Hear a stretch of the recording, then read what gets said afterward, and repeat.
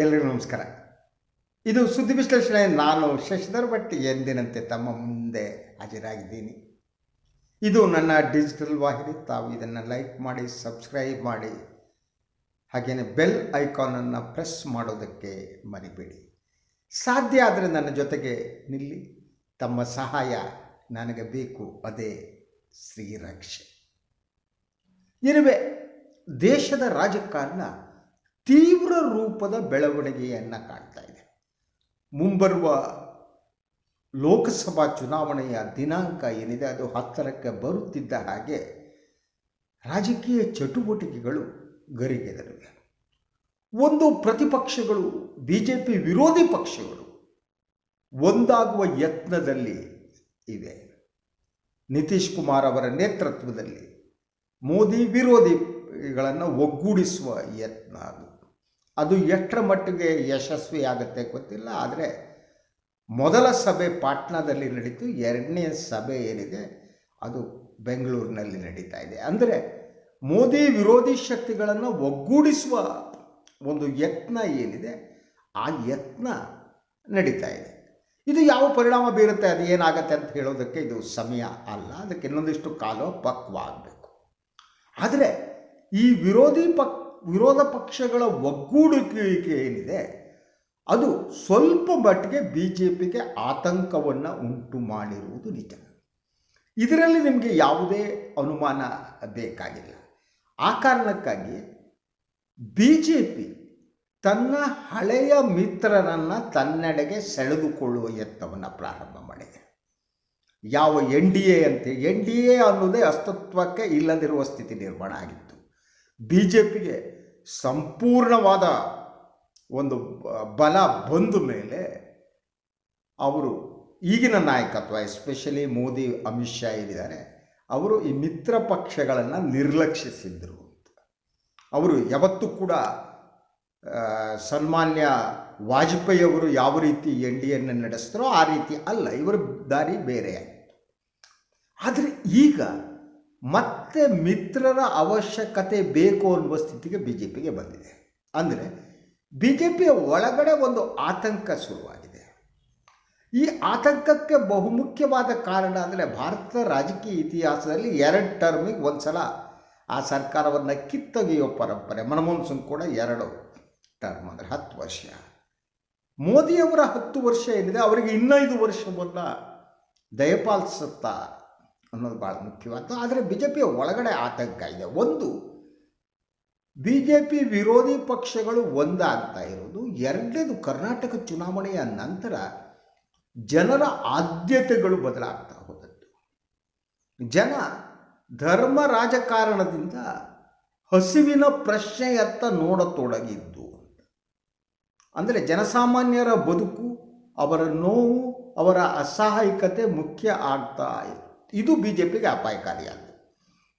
ಎಲ್ಲಿಯವರೆಗೆ ಧರ್ಮ ಮುಖ್ಯ ಆಗುತ್ತೋ, ಎಲ್ಲಿಯವರೆಗೆ ಮಂದಿರ ಮುಖ್ಯ ಆಗುತ್ತೋ, ಎಲ್ಲಿಯವರೆಗೆ ಗಡಿ ವಿಚಾರಗಳು ಮುಖ್ಯ ಆಗ್ತವೋ, ಎಲ್ಲಿವರೆಗೆ ಪಾಕಿಸ್ತಾನ ಮುಖ್ಯ ಆಗುತ್ತೋ ಆಗ BJP ವಿಜೃಂಭಿಸ್ತಾ ಹೋಗುತ್ತೆ.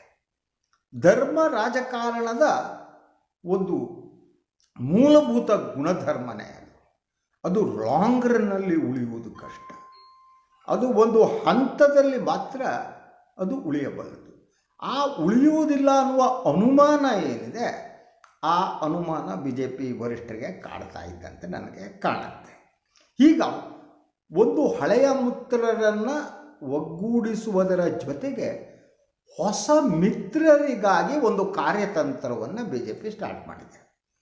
ಆ ಹೊಸ ಮಿತ್ರರಲ್ಲಿ ಬಹಳ ಮುಖ್ಯವಾಗಿ ಇವತ್ತಿನ ವರದಿಯ ಪ್ರಕಾರ JDS ಮತ್ತು BJPಯ ನಡುವೆ ಹೊಂದಾಣಿಕೆಯಾಗುವುದು ಬಹುಮಟ್ಟಿಗೆ ಖಚಿತ.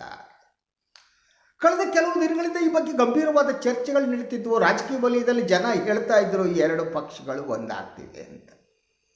ಆದರೆ ಈಗ ಬಂದಿರುವ ವರದಿಗಳ ಪ್ರಕಾರ ಸನ್ಮಾನ್ಯ ಅಮಿತ್ ಶಾ ಮತ್ತು ಕುಮಾರಸ್ವಾಮಿ ಅವರ ನಡುವೆ ಸಭೆ ನಡೆದು ಒಂದು ಹಂತಕ್ಕೆ ಬಂದುಬಿಟ್ಟಿದೆ. ಸೊ ಮುಂಬರುವ ಲೋಕಸಭಾ ಚುನಾವಣೆಯಲ್ಲಿ ಈ 2 ಪಕ್ಷಗಳು ಒಂದಾಗಿ ಚುನಾವಣಾ ಹೋರಾಟ ನಡೆಸುವುದು ನಿಶ್ಚಿತ ಅಂತ. ಆ ಕಾರಣಕ್ಕಾಗಿಯೇ BJP ರಾಜ್ಯ ಘಟಕದ ಅಧ್ಯಕ್ಷರ ನೇಮಕ ಮತ್ತು ವಿಧಾನಸಭೆಯ ಪ್ರತಿಪಕ್ಷದ ನಾಯಕರ ನೇಮಕ ಏನಿದೆ ಅದನ್ನು ಮುಂದೂಡ್ತಾ ಇದೆ. ಯಾಕಂದರೆ BJP JDS ಜೊತೆ ಹೊಂದಾಣಿಕೆ ಆದರೆ ಆಗ ಜಾತಿ ಕಾಂಬಿನೇಷನ್ಗಳ ಮೂಲಕ ಇಲ್ಲಿ ಯಾರನ್ನು ಮಾಡಬೇಕು ಅನ್ನೋ ತೀರ್ಮಾನ ತಗೋಬೇಕಾಗತ್ತೆ ಅನ್ನೋದು. ಆ ಕಾರಣಕ್ಕೆ ಮುಂದೂಡಲಾಗ್ತಾ ಇದೆ. ಇನ್ನು ನಾನು ಜನತಾ ರಾಜಕಾರಣಕ್ಕೆ ಬರ್ತೀನಿ. ಜನತಾ ಪರಿವಾರದ ರಾಜಕಾರಣವನ್ನು ಅದು ಹುಟ್ಟಿದ ದಿನದಿಂದ ಭಾಳ ಹತ್ತಿರದಿಂದ ನಾನು ಬಲ್ಲವನು. ಈಗ ದೇವೇಗೌಡರ ರಾಜಕಾರಣ, ದೇವೇಗೌಡರ JDS ರಾಜಕಾರಣ ಒಂದು ಸಂಪೂರ್ಣವಾದ ಒಂದು ವೃತ್ತವನ್ನು ಅದು ಮುಗಿಸಿದೆ. ಒಂದು ಸರ್ಕಲ್, ಒಂದು ವೃತ್ತ. ಅದು ಶೂನ್ಯ ಅಂತ ನಾನು ಹೇಳಲ್ಲ, ಒಂದು ವೃತ್ತವನ್ನು ಅದು ಪೂರೈಸಿದೆ. ಜನತಾದಳ ಸೆಕ್ಯುಲರ್ ಅನ್ನುವುದು ಹುಟ್ಟಿರುವುದು ಹೇಗೆ ಅಂತ ಅಂದರೆ ಅದು ನಾವೀಗ ನೆನಪು ಮಾಡಿಕೊಳ್ಳುವ ಸಂದರ್ಭ ಅಂತ. ಯಾವಾಗ ದೇವೇಗೌಡರ ಗುಂಪು ಮತ್ತು ರಾಮಕೃಷ್ಣ ಹೆಗಡೆಯವರ ಗುಂಪಿನಲ್ಲಿ ಗಲಾಟೆ ಶುರುವಾಯಿತು, ಆ ಗಲಾಟೆ ಶುರುವಾದ್ದು ಯಾಕೆ? ಹೆಗಡೆ ಆಗಲೇ BJPಯತ್ತ ಸಾಗ್ತಾ ಇದ್ದರು, BJPಯೊಳಗೆ ಮುಖ ಮಾಡಿದ್ರು. ವಾಜಪೇಯಿ ಮತ್ತು ಅದ್ವಾನಿ ಅವರ ಜೊತೆಗಿನ ವೈಯಕ್ತಿಕ ಸಂಬಂಧದಿಂದಾಗಿ ಅವರು BJPಯ ಅತ್ತ ಒಲವು ತೋರಿಸ್ಬಿಟ್ಟಿದ್ರು ಅವರು. ಆ ಕಾಲಘಟ್ಟದಲ್ಲಿ ದೇವೇಗೌಡರ ಸ್ಟ್ಯಾಂಡ್ ಏನಾಗಿತ್ತು ಅಂತಂದರೆ BJP ಮತ್ತು ಕಾಂಗ್ರೆಸ್ನಿಂದ ಸಮಾನ ದೂರವನ್ನು ನಾವು ಕಾಯ್ದುಕೊಂಡು ಬರಬೇಕು ಅಂತ, ಅದೇ ಇಶ್ಯೂ. ಆ ಕಾರಣಕ್ಕಾಗಿ ಜನತಾ ಪರಿವಾರ ಒಡೆದ ಮೇಲೆ JDS ಅಂತ ಬಂದಿದೆ. ಅನ್ನುವುದು ಸೆಕ್ಯುಲರ್ ಅಂತ, ಅಂದರೆ ನಾವು BJP ಜೊತೆಗೂ ಇಲ್ಲ, ಕಾಂಗ್ರೆಸ್ ಜೊತೆಗೂ ಇಲ್ಲ, ನಾವು ಸೆಕ್ಯುಲರ್ ಅಂತ. ನಾನು ಅದನ್ನೇ ಹೇಳಿದ್ದು, ಒಂದು ವೃತ್ತ ಮುಗಿದಿದೆ ಅಂತ. JDS ಇದೆ, ಬ್ರ್ಯಾಕೆಟ್ನಲ್ಲಿ ಇದೆ, ಆದರೆ ಸೆಕ್ಯುಲರ್ ಅನ್ನೋದರಿಂದ ಅದು ಸಫ್ರೂನಾಗಿದೆ. ಸೆಕ್ಯುಲರ್ ಅಲ್ಲ, ಜಾತ್ಯತೀತ ಅಲ್ಲ, ಅದು ಕೇಸರಿ ಆಗಿದೆ, ಆಗುತ್ತಾ ಇದೆ ಅನ್ನುವ ಒಂದು ವಾತಾವರಣ ಸೃಷ್ಟಿಯಾಗಿದೆ. ಅಂದರೆ 80ರ ದಶಕದ ಕೊನೆಯ ಭಾಗದಲ್ಲಿ, 90ರ ದಶಕದಲ್ಲಿ ರಾಮಕೃಷ್ಣ ಹೆಗಡೆ BJP ಅನಿವಾರ್ಯ ಅನ್ನುವ ಮೂಲಕ ಅವರು ಸಂಪೂರ್ಣವಾಗಿ BJPಯ ಹುಟ್ಟಿಗೆ, BJPಯ ಬೆಳವಣಿಗೆಗೆ ಕರ್ನಾಟಕದಲ್ಲಿ ಕಾರಣ ಆಗಿದ್ದರೆ, ಈಗ ಅದರ ಸ್ಟೆಬಿಲೈಸ್ ಮಾಡೋದಕ್ಕೆ ದೇವೇಗೌಡರು ಮುಂದಾಗಿದ್ದಾರೆ. ಅಂದರೆ ಇಡೀ ಜನತಾ ರಾಜಕಾರಣದ ತತ್ವ, ನಂಬಿಕೆ ಎಲ್ಲವನ್ನು ಮುಗಿಸುವ ಯತ್ನ ಹೆಗಡೆಯವರು ಪ್ರಾರಂಭ ಮಾಡಿದರೆ ಅದಕ್ಕೆ ಅಂತಿಮ ಮೊಳೆ ಹೊಡೆಯುವ ಕೆಲಸವನ್ನು ಈಗ ದೇವೇಗೌಡರು ಮಾಡ್ತಿದ್ದಾರೆ. This is the point. ನಾವು ಇಸ್ ಇಟ್ ಪಾಸಿಬಲ್? ಇದು ಯಾವ ರೀತಿ ಪರಿಣಾಮ ಬೀರುತ್ತೆ ಅನ್ನೋದು ನೋಡೋಣ. ಮೊದಲನೇದಾಗಿ ಕರ್ನಾಟಕದ ರಾಜಕಾರಣ ಏನಿದೆ, ಸುಮಾರು 80ರ ದಶಕದವರೆಗೆ ಕೂಡ ಅದು ಲಿಂಗಾಯತ ಮತ್ತು ಒಕ್ಕಲಿಗರ ಸಂಘರ್ಷದ ರಾಜಕಾರಣ ಆಗಿತ್ತು ಅಂತ. ಏನು 70ರ ದಶಕದಲ್ಲಿ ಕರ್ನಾಟಕದ ರಚನೆ ಆಗುವಾಗಲೂ ಕೂಡ ಕರ್ನಾಟಕದ ಹೆಸರು ಇಡುವುದಕ್ಕೆ ಹಳೆ ಮೈಸೂರು ಪ್ರದೇಶದ ಕೆಲವರ ವಿರೋಧ ಇತ್ತು. ಹಾಗೆಯೇ ಕರ್ನಾಟಕದ ಏಕೀಕರಣಕ್ಕೂ ಕೂಡ ಹಳೆ ಮೈಸೂರು ಪ್ರದೇಶದ ಜನರ ವಿರೋಧ ಇತ್ತು. ಕಾರಣ ಇಷ್ಟೇ, ಏಕೀಕರಣವಾದರೆ ಉತ್ತರ ಕರ್ನಾಟಕದ ಜನರ ರಾಜಕೀಯ ಪ್ರಾಬಲ್ಯ ಜಾಸ್ತಿ ಆಗುತ್ತೆ ಅನ್ನೋದು ಆಗಿತ್ತು. ಇದು ಇತಿಹಾಸ. ಅಂದರೆ ಒಕ್ಕಲಿಗ ವರ್ಸಸ್ ಲಿಂಗಾಯತ್, ಉತ್ತರ ಕರ್ನಾಟಕ ವರ್ಸಸ್ ಸೌತ್ ಕರ್ನಾಟಕ ಏನೋ ಅನ್ನೋದೇ ಕರ್ನಾಟಕದ ಇದುವರೆಗಿನ ರಾಜಕೀಯ ಇತಿಹಾಸದ ಮಹತ್ವದ ಒಂದು ಗುರುತಾಗಿದೆ ಅಂತ. ಆದರೆ 80-90ರ ರಾಜಕಾರಣ ಏನಿದೆ ಈ ದಶಕದಲ್ಲಿ ಅದು ಬದಲಾಯಿತು. ಹಿಂದುಳಿದ ವರ್ಗಗಳ ರಾಜಕಾರಣ ಪ್ರಬಲವಾಗ್ತಾ ಬಂತು ಸಿದ್ದರಾಮಯ್ಯನವರು ಬಂದ ಮೇಲೆ. ದಲಿತ ರಾಜಕಾರಣ ಜೀವ ಪಡೆದುಕೊಳ್ಳೋಕೆ ಸಾಧ್ಯ ಆಯಿತು. ಹಾಗಾಗಿ ಸ್ಲೋಲಿ ಲಿಂಗಾಯತ ಮತ್ತು ಒಕ್ಕಲಿಗರ ಸಂಘರ್ಷದ ರಾಜಕಾರಣ ಅನ್ನುವುದು ಸ್ವಲ್ಪ ಮಟ್ಟಿಗೆ ನೇಪಥ್ಯಕ್ಕೆ ಸರಿತಾ ಇತ್ತು. ಆದರೆ ಅದು ಒಳಗಡೆ ಒಂದು ಗುಪ್ತಗಾಮಿನಿಯಾಗಿ ಹರಿತಾನೇ ಇತ್ತು, ಇವತ್ತು ಹರಿತಾ ಇದೆ. ಹಳೆ Mysuru versus north Karnataka, Lingayat versus Vokkaliga ಅನ್ನುವ ಪಾಲಿಟಿಕ್ಸ್ ಏನಿದೆ, ರಾಜಕಾರಣ ಏನಿದೆ, ಆ ಮನಸ್ಥಿತಿ ಏನಿದೆ, ಅದು ಇವತ್ತಿಗೂ ಇದೆ. ಇಂತಹ ಸನ್ನಿವೇಶದಲ್ಲಿ ಸಂಪೂರ್ಣವಾಗಿ ಲಿಂಗಾಯತರನ್ನು ಒಪ್ಪಿಕೊಂಡಿರುವ BJP, ಒಕ್ಕಲಿಗರನ್ನೇ ರಾಜಕೀಯ ಕೇಂದ್ರವನ್ನಾಗಿ ಮಾಡಿಕೊಂಡ JDS, ಇವೆರಡು ಒಂದಾದರೆ ಏನು ಪರಿಣಾಮ ಬೀರಬಲ್ಲದು ಅಂತ. ಈಗ BJP ಮತ್ತು JDS ಎರಡೂ ಪಕ್ಷಕ್ಕೂ ಕೂಡ ಕಾಂಗ್ರೆಸ್ ಸಮಾನ ವೈರಿಯಾಗಿ ಕಾಣುತ್ತೆ. ಇದು ಐ ಬಿಲೀವ್ ಅದು ಸಿದ್ದರಾಮಯ್ಯನ ರಾಜಕಾರಣ ಮತ್ತು ಕಾಂಗ್ರೆಸ್ನ ಈ ರಾಜಕಾರಣದ ಬಹುದೊಡ್ಡ ಫಲಶ್ರುತಿ ಅಂತ. ಎರಡೂ ಪಕ್ಷಗಳಿಗೆ ಏನಿಸುತ್ತೆ ಅಂದರೆ ನಾವು ಒಂದಾಗಿ ಕಾಂಗ್ರೆಸ್ಸನ್ನು ಮಣಿಸಬೇಕು ಅಂತ. This credit should go to Rahul Gandhi, Congress high command, Siddaramaiah, DK Shivakumar, everybody. There is a greatest achievement still I believe. So ಇಬ್ಬರು ಕೂಡ ಸಮಾನವಾಗಿ ಅವ್ರ ಮೇಲೆ ದಾಳಿ ನಡೆಸಬೇಕು ಅನ್ನೋ ಒಂದು ತೀರ್ಮಾನಕ್ಕೆ ಬಂದಂತೆ ಕಾಣುತ್ತೆ. ಅದು ಈ ಹೊಂದಾಣಿಕೆಯಿಂದ ಅದು ಪೂರ್ಣಗೊಳ್ಳುತ್ತೆ.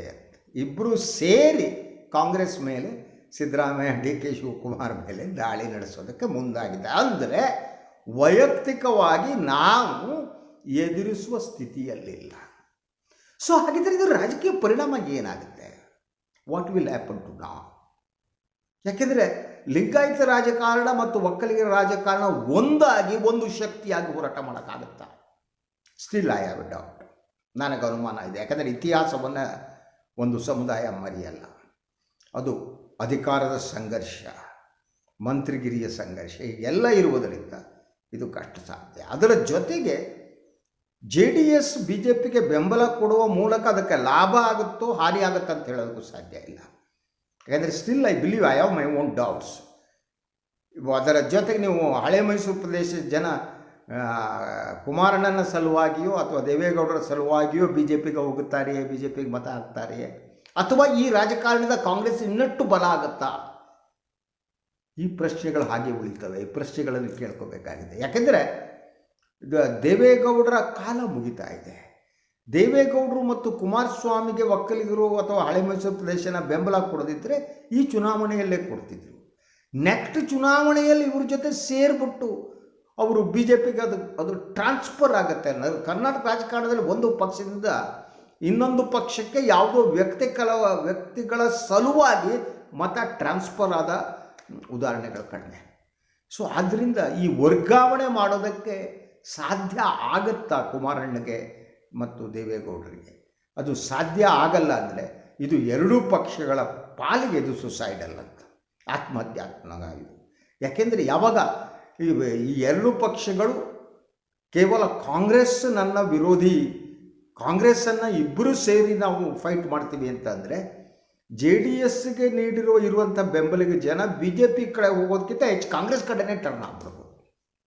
ಆ ಅಪಾಯ ಕೂಡ ಇದೆ. ಈ ಅಪಾಯದ ಅರಿವು ಇದೆಯೋ ಇಲ್ಲೋ ಗೊತ್ತಿಲ್ಲ. ಒಂದಂತೂ ನಿಜ, ಜನತಾದಳ ಇರುತ್ತೆ. ಅದು ಜನತಾದಳ ಸೆಕ್ಯುಲರ್ ಆಗಿ ಅಲ್ಲ, ಜನತಾದಳ ಸಫ್ರೂನ್ ಆಗಿ, ಜಾತ್ಯತೀತ ಜನತಾದಳ ಆಗಿ ಅಲ್ಲ, ಅದು ಕೇಸರಿ ಜನತಾದಳವಾಗಿ ಉಳಿಯುವ ಚಾನ್ಸಸ್ ಈಗ ಜಾಸ್ತಿ ಕಾಣ್ತಾ ಇದೆ. ಇದು ಇವತ್ತಿನ ಸುದ್ದಿ ವಿಶ್ಲೇಷಣೆ. ಇನ್ನೊಂದು ವಿಚಾರದೊಂದಿಗೆ ಮತ್ತೆ ಬರ್ತೀನಿ. ನನ್ನ ವಾಹಿನಿಯನ್ನು ಲೈಕ್ ಮಾಡಿ, ಸಬ್ಸ್ಕ್ರೈಬ್ ಮಾಡಿ, ಬೆಲ್ ಐಕಾನ್ ಪ್ರೆಸ್ ಮಾಡೋದಕ್ಕೆ ಮರಿಬೇಡಿ. ಹಾಗೆ ಸಾಧ್ಯ ಆದರೆ ಸಹಾಯ ಮಾಡಿ ಸ್ವತಂತ್ರ ಪತ್ರಿಕೋದ್ಯಮವನ್ನು ಉಳಿಸಿ. ಎಲ್ಲರಿಗೂ ಈ ಒಂದು ದಿನ ಒಳ್ಳೆಯದಾಗಲಿ.